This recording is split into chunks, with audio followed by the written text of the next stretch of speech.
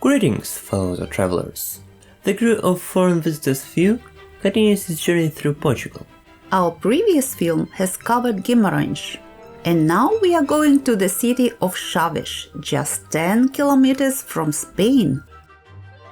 We'll show you how the city looks and what events in different eras have influenced its current appearance. We'll also share our stops along the way. Chaves and Guimarães are just 107 kilometers apart. We got to the city of Chaves on New Year's Eve. Therefore, the city has greeted us with festive lights and Christmas trees. We entered Chaves from the side of Guimarães. The city of Chaves is located between the mountains in the valley of the Tamega River. We have previously crossed this river by one of its grand bridges. Entering the city center, we caught a glimpse of a bridge and took it for the main attraction of Chaves, Trajan's Bridge. This famous bridge is even depicted on the city's coat of arms. There are also two keys on the coat of arms, as the Portuguese word Chaves means keys. Part of the pun, but the city sure was key throughout history. The word Chaves is also a modified Latin word Flavish. During the Roman Empire, the city was called Aqua Flavia, as in Flavian waters. And even now, the inhabitants of the city are called Flavians. And the local museum is called Museu de Região Flaviense. Flavia was named after the founder of the Flavian dynasty, the Roman Emperor Vespasian, who became the patron of the city. Vespasian came to power after the Civil War in 69, and became the first emperor after Augustus to receive overall positive assessments from the authors of antiquity. And well, aqua is water, as the springs of 73 degrees Celsius come out to the surface here, and the Romans set up baths on them. Their remains were recently discovered and became the focus of a museum. There is also a park with thermal waters in Chaves, with the modern hotel Aqua Flavia nearby, where you can take medicinal baths. Unfortunately, we did not stay there.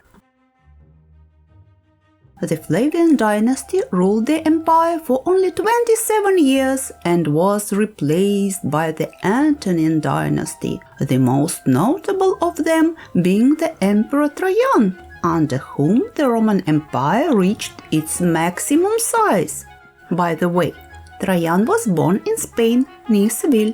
Under Trajan, a huge construction program on roads, canals and bridges was launched. For example, a 72-meter high bridge was built across the Tagus River in the Spanish city of Alcantara, near the Portuguese border. During these years, a bridge was also built in Chaves in the name of Trajan. There are two stone columns on the central support of the bridge. One is carved with an inscription in Latin, Emperor Trajan, and others and others and others. The inhabitants of Aqua Flavia have built this bridge at their own expense. On the opposite column, 14 local nobles expressed their respect to Emperor Vespasian. But why build a stone bridge? The Tamega River is not particularly wide, and wooden one should suffice. On the Roman road maps, you can see that Chaves stood on the way from the city of Bracara Augusta, now Braga in Portugal, to the city of Asturica Augusta, now Astorga in Spain. But in Roman times, this is the edge of the world. America is yet to be discovered. What kind of burdens need to be constantly carried to necessitate a stone bridge? Plenty of various goods, tin being the main one. Tin was used to make dishes, but its most important use is bronze, an alloy with copper that suppresses the strength of the two metals individually. And while there are plenty of copper ore deposits, for example in the south of Portugal, finding tin ores has been a problem. On the modern map of large tin deposits, only 3 of them are in Europe. However, the ore mountains on the border of Germany and Czechia began their major development only in the Middle Ages. Britain was conquered by the Roman Empire in the 1st century AD, with the tin ores of Cornwall being the main targets of the invasion. And the Iberian Peninsula was already under the control of the Romans by the time. Here is the map of deposits of northwest Iberia. The yellow markers are the antique mines. Several of them are located near Chaves. On the modern mining map of Portugal, Chaves is marked as a source of thermal waters, and next to it, series of tin and tungsten deposits are located. In ancient times, tungsten was considered a harmful impurity, but now it is widely used, for example in incandescent lamps and in manufacture of weapons. Portugal, which has the largest deposits of tungsten in Europe, was being dragged into Second World War because of it. To maintain neutrality, the export of tungsten from the country was suspended in 1944. Additionally, very close to Chaves there is a Spanish city of Ponferrada with more than 6 tons of gold being mined annually in Roman times in its vicinity. Thus, Chaves has become a truly key city thanks to its geology. After the fall of the Roman Empire, the city gradually faded in its significance and was renamed to Aquae Calidae, that is, hot waters. As the Arabs invaded, the territory stood on the border. Chaves passed from one side to the other several times, so a castle was needed. King Afonso VI, described in detail in our video about Braganza, included Chaves in the dowry of his daughter Teresa, whom he married to Henry of Burgundy, the upcoming Count of Portugal. But soon Portugal separated from Leon, and the city once again stands on the border. The constant threat of war required the strengthening of the castle. Now only the donjon and part of the wall remain from the medieval fortification. Also, to protect the inhabitants, walls were erected around the city, of which only outlines remained. But the walls didn't help, and the Moors recaptured Chaves. Only in 1160, the knights Rui and Garcia Lopez reclaimed the city under the rule of the King of Portugal. These knights have been buried in St. Mary's Church. Early on this site stood a Roman, followed by a Visigothic temples. The Romanesque church was built in the 12th century, and its medieval bell tower stands to this day. In the 16th century, under King João III, the church was rebuilt with its Romanesque style preserved. Inside the church there are 3 naves separated by columns. Facing the Church of St. Mary, with his back to the town hall of Chaves, Afonso I, Duke of Braganza, stands motionless. And why is there a monument to the Duke of Braganza in Chaves? While we are driving through the nighttime Chaves, let's try to figure out where this duke came from in the first place. In 1383, King Fernando died, being the last male representative of the Burgundian dynasty. His daughter Beatrice married King John I of Castile, and they declared themselves the rightful heirs of the Portuguese throne. But then it turned out that Pedro I had a son, João. No, not from Inês de Castro, whom we will tell about in our film on Braganza, but from another mother, Teresa Lorenzo. João received a good education and became a master of the knightly order named Avis after the city it was located in. But the most important thing was him marrying Philippa of Lancaster, essentially the English princess. In 1385, the Cortes, aka the Parliament, in Coimbra elected João as King of Portugal, and he became the founder of the Avis dynasty. But Castile refused to acknowledge him as king, and a number of cities, including Chaves, followed the denial. In the decisive battle, Castile had the French knights opposed by 600 English archers on the side of Portugal, who were sent by Philip's father, John Gauntlet. And in these years, the English longbow was a super weapon, and Castile lost the Battle of Aljubarrota as a result. The commander of the Portuguese army was the Constable Nuno Alvares Pereira, whom we will probably tell you about in the film about Batalha, where stands a monument to him. Pereira led siege to Chaves, and when the city surrendered, King João granted it to the constable. Pereira then made Chaves a dowry to his daughter Beatrice. And she married the same Afonso, whose monument stands in Chaves. Afonso was the illegitimate son of King of Portugal João I of Chaves and his mistress Inês Pérez, who was the daughter of the baptized Jews. In 1438, the grandson of João I, the 6-year-old Afonso V, became King of Portugal.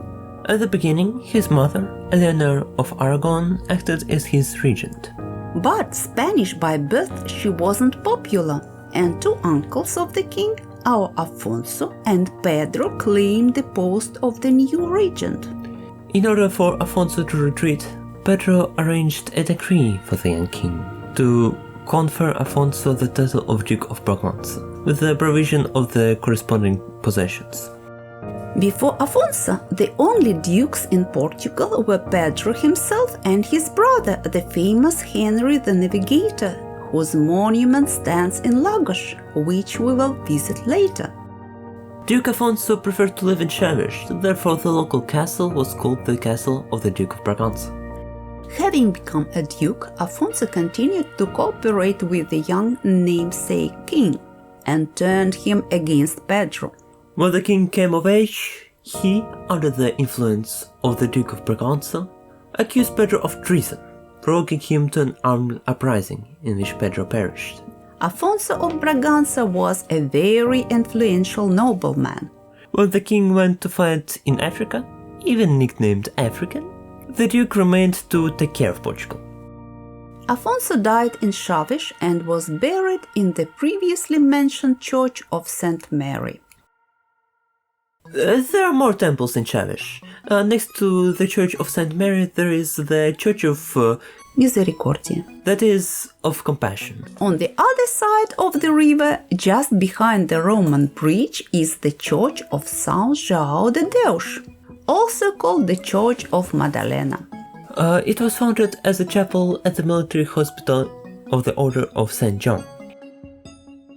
In 1720, the building was rebuilt in the Baroque style. To the east of the city was the monastery of St. Francis, which was converted into a military fort in the 17th century. This fort is associated with a heroic page in the history of Chaves from the Napoleonic Wars. In early March 1809, the French troops under the command of Marshal Soult approached Chaves. The Portuguese did not have the force to defend the city, so their main troops fled Chaves, and the remaining militias surrendered without a fight. There were many prisoners, and the French decided not to feed them, but let them go. Leaving a small garrison in Chaves, the French moved to Porto and, after the assault, captured it. Both the squads remaining under Chaves, together with the released prisoners, entered the city through the holes in the fortress wall. General Francisco Silveira commanded the Portuguese. A monument to him stands here. The French resisted, taking refuge in St. Francis Fort, and surrendered after 4 days. As a result, Chaves received the title of a heroic city. Cidade Heroica de Chaves. The fort now houses a hotel. From the fort we went to the square, which bears the name of the heroic General Silveira, although earlier it was called the Garden of the Nuns, Jardim das Freiras. History repeated itself more than 100 years later in the form of a farce. In 1910, the monarchy fell, and the Portuguese Republic was proclaimed. The new government nationalized the property of the Catholic Church, and the priests began to agitate for the return of the monarchy. A group of royalists gathered in monarchical Spain, near Chaves, and acquired weapons. It seemed to them that all the Portuguese wanted to return the king, especially in Chaves, with its blue and white flag. In the Kingdom of Portugal, the flag was blue and white, and the flag of the Republic became red and green. Led by the former governor of Angola, Henry de Paiva Coceiro, the monarchists invaded from Spain in October 1911 and July 1912, and both times tried to take Chaves. However, the Republican militia, led by Antonio Ribeira de Carvalho, future Minister of War, pushed back. The monarchists heroically took offense at the ungrateful people, returned to Spain, where they have issued a manifesto about the fact that they have nothing to do in Portugal. After these events, one of the streets in Lisbon was named the Street of Defenders of Chaves, Avenida Defensores de Chaves, and in Chaves itself the street was named Heroes of Chaves, Avenida Heróis de Chaves, so that everyone can decide who the heroes are, monarchists or republicans.